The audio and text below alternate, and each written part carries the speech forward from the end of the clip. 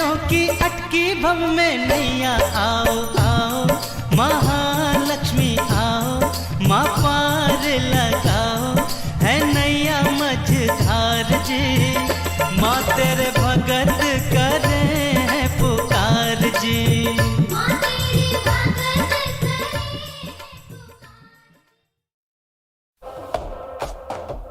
With Prime bundles from Digicel, you get more than just data.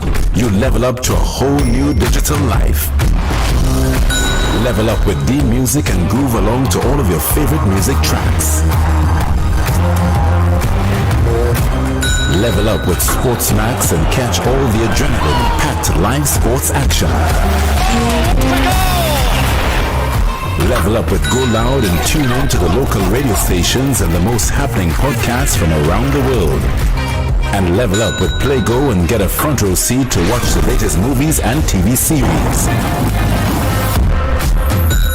Enjoy a 30-day bundle starting at only $5,400 with 210 gigabyte of dedicated data for premium access to your favorite apps without touching your any used data. Experience the next level of digital. Get a 30-day Prime bundle for $5,400 in the My Digicel app. This is the news on top of the hour. Live from our studio in Georgetown. Kaieteur Radio, 99.1 FM.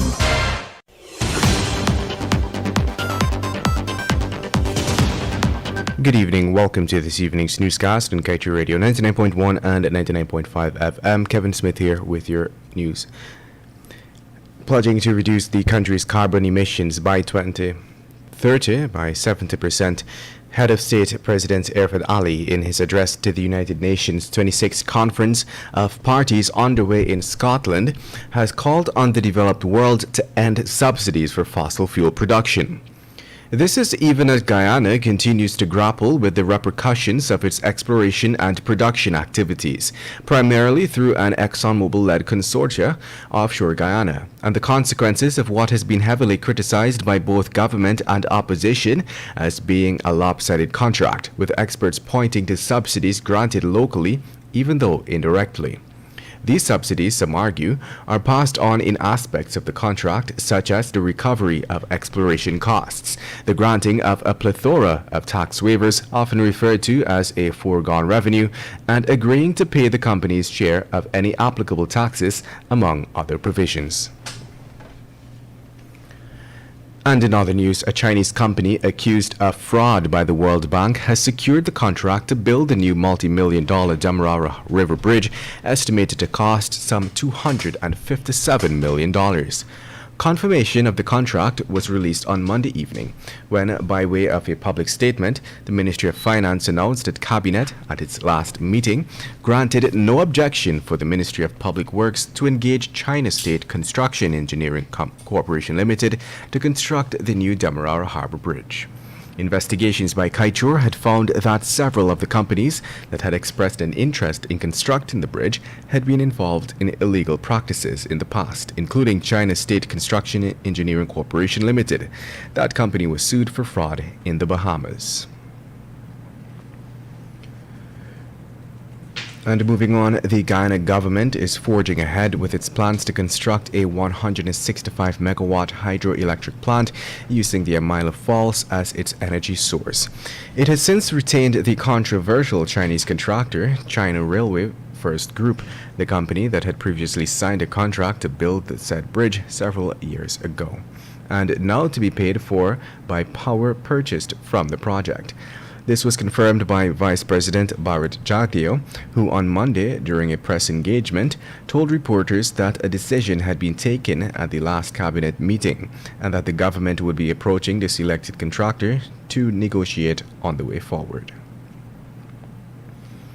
Meanwhile, Guyana and private sector investment groups from the United Arab Emirates are currently in fresh talks with a view to exploring opportunities, particularly in the hotel industry, to support the country's increased arrivals, a direct result of the country's nascent oil and gas sector. This is in addition to exploring opportunities that exist in the mining, forestry, and the agricultural sectors. Senior Finance Minister Dr. Ashni Singh hosted a meeting in the boardroom of the Ministry of Finance and formed part of a series of meetings hosted by Dr. Singh recently as a follow-up to meetings first held in Dubai during a visit by President Ali and a team of government ministers. And moving on, the Ministry of Local Government and Regional Development has no trace of the $1.8 billion settlement paid to BK contracting firm following a row it had with the government for missing targets at the Hague's Bosch landfill development project.